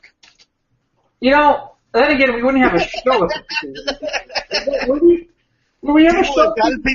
People have got to take the squash, stick it in between the honeydew melons, and take pictures. Put them on Facebook. What? I'm just trying to recreate the Batman comic. Yeah, there we go. There you go. Yeah, the bat eggplant. There we go. The bat plant. Let's see what else. What else we got? I swear this is pull out the wackiest stuff. I don't know what it is. Like this week was just all kinds of wacky things. Like this is from something called This is something from Hard Times. A film student rescued a night of intimacy using a decades-old video game cheat code.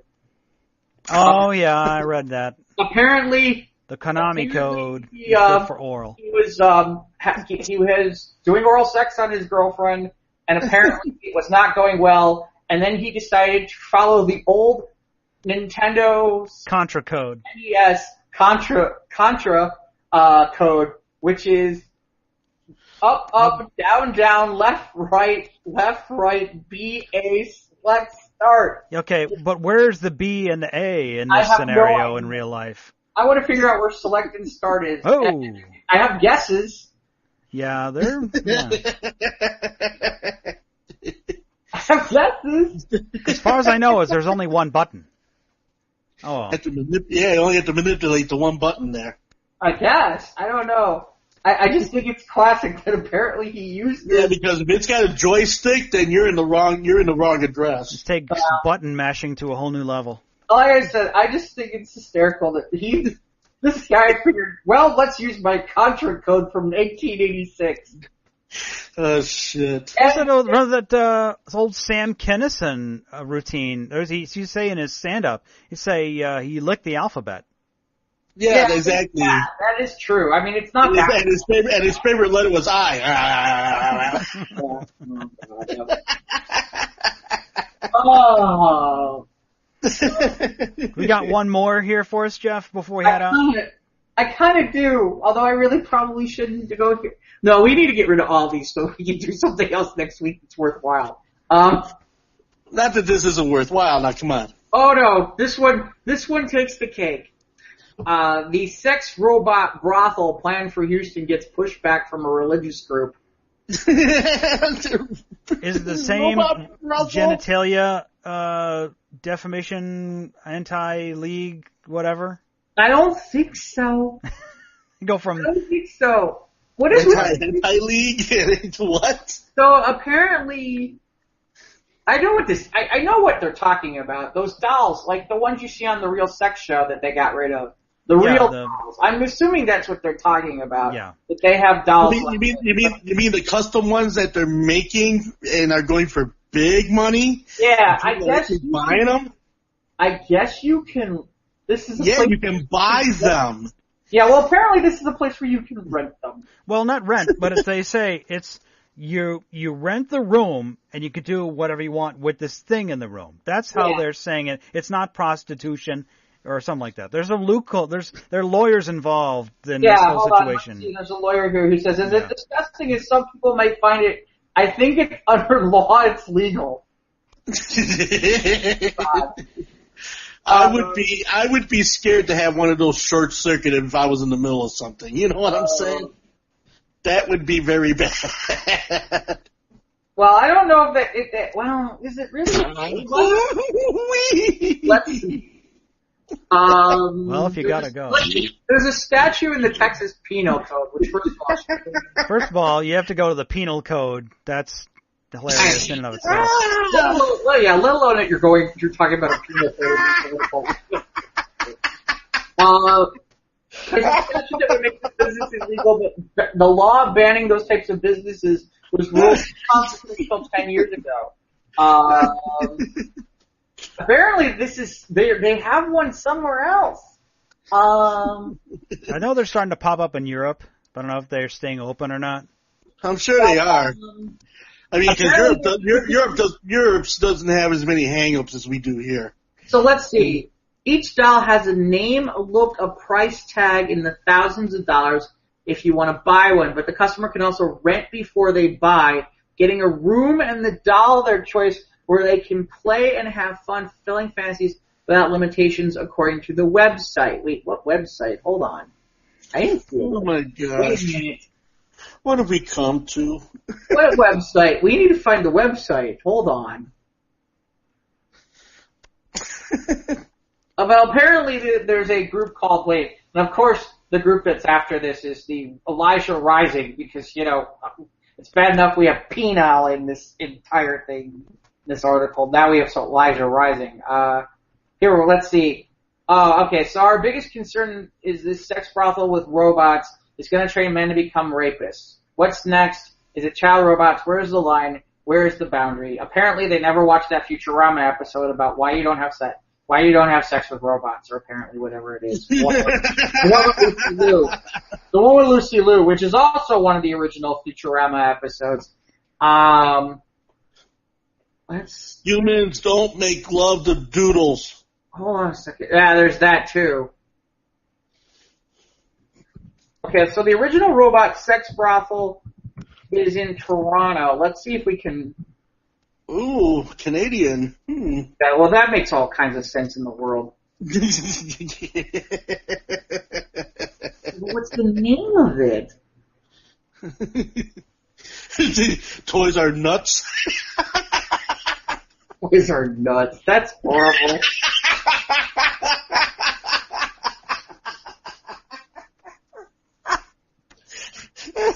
Let's see.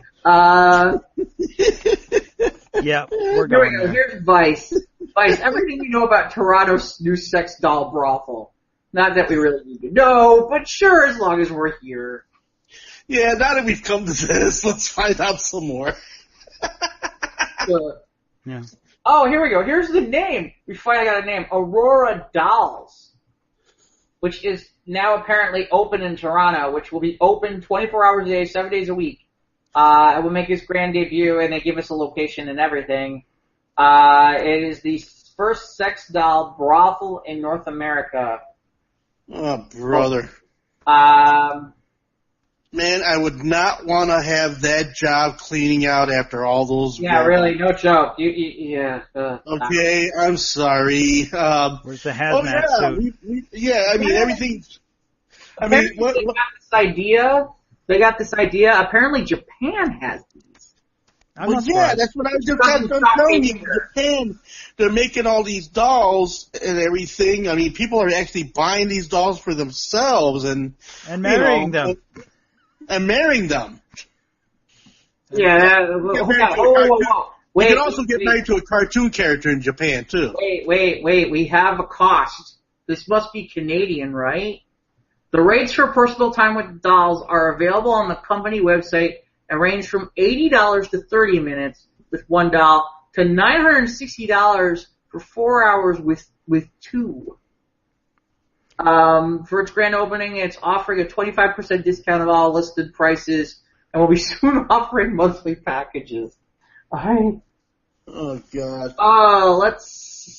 Should we go to the website and see what kind of... Apparently they have 6 dolls currently. Okay. Let's alright. Now it's time to find out about the lusty latex. We've come this far. Wow. Did I really just say that? Holy cow. Lusty latex. Oh my god. So they have a list of our most popular girls. I mean... Hold on. I have to send this to you guys to look at while we're looking at... I'm looking at... Oh, God. This is right up there. Oh! This is right up there. We're gonna get a lot... This is the show everyone's gonna listen to this show, and everybody's gonna be like, you are nuts. No. We're trying to give our nuts away to the lusty latex. It does look like one of those dolls you'd see on HBO. Those do, yeah. That looks like a real pair. Okay. Our dolls. Okay, so... So what? What they got like switches, like low, medium, and high, and high. Give me the vibra sensation. You mean like hot, slow, medium, and blow my brains out? It's more like slow, faster, and oh my god. Okay. So there are six possible choices. I only see 3 on this page. This is horrible. If you click through the view wall, you'll find them all. Oh my god. Okay. So tell me, if you go ahead and you stick your business in her mouth, do you get the low, medium, or the suctionable Hoover upright? Why did I go this far? Because we were here to go there. This is the show where we get thrown off the internet. No, it's just the soulless eyes. They're just they don't look real enough. So here's my only question. Well, you can always turn it upside down so you can look at it from the back. Yeah. If you want to go doggy style, I guess that's fine. But it just doesn't look real to me. Wait, there's an Asian girl, but why is there not an African American, another woman of color really here? Am I wrong? Okay. Are there any like Hispanic or Latino women in this bunch? I sent you the link. You can look at this. No, he can't. He's on his phone. He can't. Oh, he's on his phone? Okay. Oh god, they even give you a listing. Ethnicity, Korean, hair, brunette, brown eyes, breast, natural. How can they be natural? Why not? None of them are natural. How can they be natural? Natural. Anything that I can go ahead and rub my hand on, I go. My favorite is 22. No, you're rubber. There is no age. So I guess later models will be able to create their own warmth because you're still holding if you touch it, it's still cold plastic or cold latex. Okay. But there are some who are creating they're becoming more and more advanced with these. Go ahead and put a heating element inside of it. Right, exactly. Where they create their own body heat. So you actually, God forbid if somebody plays a really nasty joke on the person that comes in next and puts the thing all the way on high. Yeah, Ivan. Yeah, it is amusing. They have a Korean girl. They have a Colombian girl. They have a French-Canadian girl. Okay. Well, it is Canada. Okay, I get it. Oui. Yeah, does it say la la?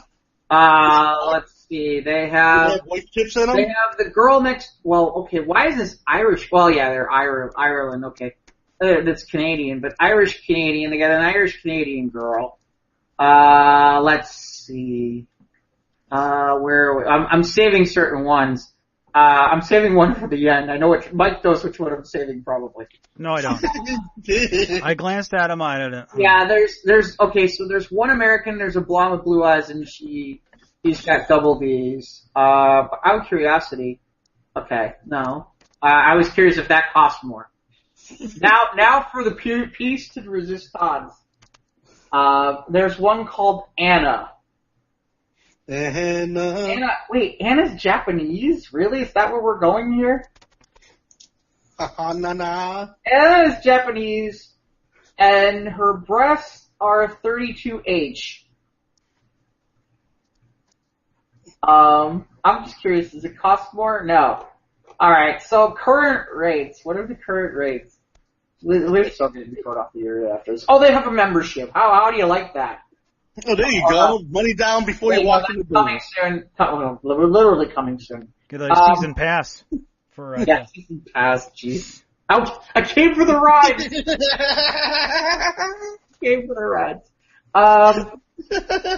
They have ready for this? They have a $1 rate, a $2 rate, and a couples rate. And you go anywhere from a half an hour to 4 hours. The most is a 4 hours couples rate for $720. A half hour with $1 is $90. Now this is Canadian, so really in reality it's probably cheaper than that. Is the US dollar stronger than Canadian right now? I don't know. Do we really want to look this up for this reason? Well, we've come this far. God. I'm not getting a passport anytime soon, but yeah. But just saying that I think If it's going to be cheaper in Toronto, then good on them. Well, that's wonderful for them. Probably, the thing is, though, the idea of going into a room with a robot doll and touching something that makes noises that you don't really want to think about. And, I mean, what if it's got a voice chip? What if it talks? Here we go. Ready? It's 90 Canadian, 69.43 American. For $70. For $70. For $20 less, you can get the real thing. I mean, come on. Well, no, I'm not having this conversation. We're not going this far off the rails. I mean, this isn't a family show, but we're not going this far off the rails. We've already gone over the edge, man. No, we haven't gone that far. We're talking about dolls here, okay? Yeah, you want to talk about something else. We're not talking about that. Oh, God. This is the show that's going to get us thrown off Podbean. My line of thinking is like, maybe if my computer crashes right now. Yeah, really. Yeah. I could edit this whole conversation out. Yeah, really, no joke. Although it is pretty good. Yeah. I mean, this is the kind of stuff. Well, we could touch on it. I mean, sure, with a little fancy editing, I think. Oh, really? Touch on it? That's where you want to go? Well, I don't want to edit it, but, I mean, we want to stay on Podbean. It's not going to get us kicked off Podbean. I'm sure there are other more exclusive. Here, you guys. Okay, then fuck it. Let's use it all then. Shit. Wait, it gets even better. So, I forgot to mention this. So, I mentioned on LinkedIn that now we have a podcast. So every third person who wants to connect with me now is some guy who I've never heard of who wants to talk to me about how they can make our podcast top 10 and that they have podcasts that are top 10. Well, they can't all be top 10 because I've had more than 10 people are contacting you. What? More than 10 people are contacting you. Yeah. Oh yeah, more than 10. Easily more than 10. Yeah. And of course, the English, I mean, not that I'm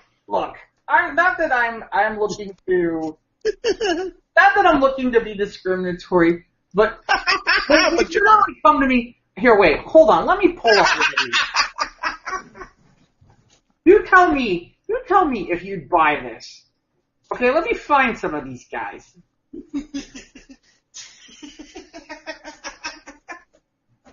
Hold on, where? Ivan, you got some nitrous in that building of yours? What's up?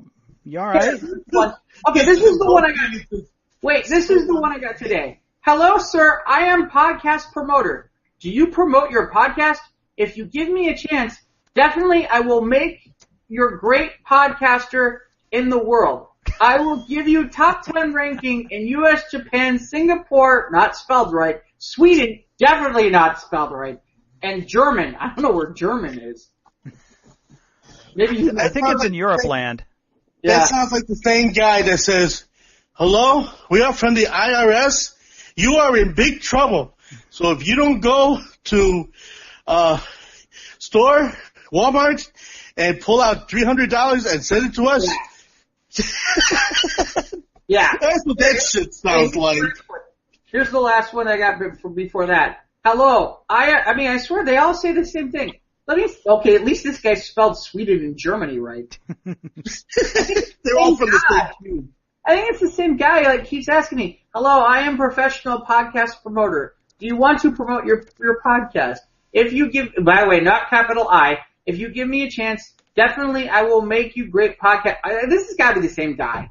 The same guy. It's the same freaking thing. If you give me a chance, definitely I will make you a great podcaster in the world. I will give you a top one ranking. I hope I'm in the top one someday. Yeah, top one ranking in UK, Japan, Singapore, Sweden, Germany. iTunes and use iTunes top 10 ranking. And wait, I gotta find the one where I asked him for references and then he didn't give me any. I read an article about there's places out there where you can buy clicks, you can buy downloads. Oh yeah. Oh, there's all kinds of. You can artificially inflate your analytics like on YouTube. Yeah, hold on a second. Let me see if I can find this. Craziness. I gotta find the other ones, but yeah, I'm getting these on a regular basis now. And it's like, do you think I understand that sometimes I look like I may have fallen off the truck, but I'm not I can be this stupid. Come on, you might have been born at night, but you weren't born last night, come on. Yeah, the night before maybe, but I'm trying to find the one where I asked the guy questions and he didn't really get back to me and he wouldn't answer my questions. Because you called him out on intense light. Well, I said to him, because I said to him, I was like, my thing I said to him was like, okay, so what podcast have you done? And then it was, don't you want your podcast to be one of the best? Well, yeah, I'd like to know about your work before I'm going to hire you. Well, yeah. What'd you think? I would think so. That would just be me. Well, not just you, but I think anybody with a modicum of common sense would actually would want credentials, Yeah, well, like I said, so apparently there's a guy who can help us in German. Or Swaden, that's spelled wrong. I don't know. Und class and rotten table. No, I don't know. Like I said, now that I'm looking at it, it's like the last two have had the same message. I'm now going to have to start looking to see if it's the same guy over and over again. It probably is, man. Things. Yeah, look, I know that there's some overseas guys who do that stuff for a living. But you get those guys from Ghana who keep wanting to rip off little old ladies out of their bank account. There's some legit guys that do that kind of stuff where it's like they can help your Google rating and all that stuff. There are some ones that are legit that are from like overseas or in different wacky places. But yeah, usually they can tell you a little bit more than what I got. Yeah, all you have to do is go on Google Maps and find out that they're transmitting out of some slummy ass room, some out in East Bumfuck somewhere. No, East Bumfuck is too nice for them. So apparently we have guys who want to make our podcast number one in the world. In top one. Top one. The top 1%. In German. Top one. The top 1% in German. Top one. Not 1%. Top one. The top number one. Yeah, top one. You're going to be in the top one. How many? One. One. Top one. Well, we're going to the top one. They should know where where they can find us, Mike. Where can they find us? We're on Facebook, and that's where we're most active. If you want to contact us, send a contact or like our page, Squares of the Round Table Podcast. We appreciate it. We are also on Instagram and Twitter at SOTRT Podcast, SOTRT Podcast at gmail.com. And, of course, we're on the YouTubes. We appreciate you listening on the YouTubes for all this time, but we are also on Podbean as well. So you can go anywhere and you can listen to us talking about whatever, whether it be grandma's killing gators or sex robots or Batman's penis. We're right here for you, folks. That's right. That's right. Send us pictures of your robot women. No. Oh, I don't know that I really want pictures of your robot women. No, that's all right. Robot women on the moon. It's like it was like the one that you talked about. Now there's a transformer for you, Mike. Oh my goodness. Fembots. What's a transform into? I don't know. I'm not putting anything in that. Yeah, no. Neither is anyone else. Maybe that's what Shockwave's for. I know. Shockwave. No, I went too far. We've gone too far. We all have, yes. But regardless, we appreciate you listening. Give us a like. Give us a subscribe. We appreciate you all very much. On behalf of Ivan Rivera. That's me. And Jeff Stein. Hey, have a great week, everybody. Yeah. Have a great week, everybody. Ah. Good night, everybody. Good night.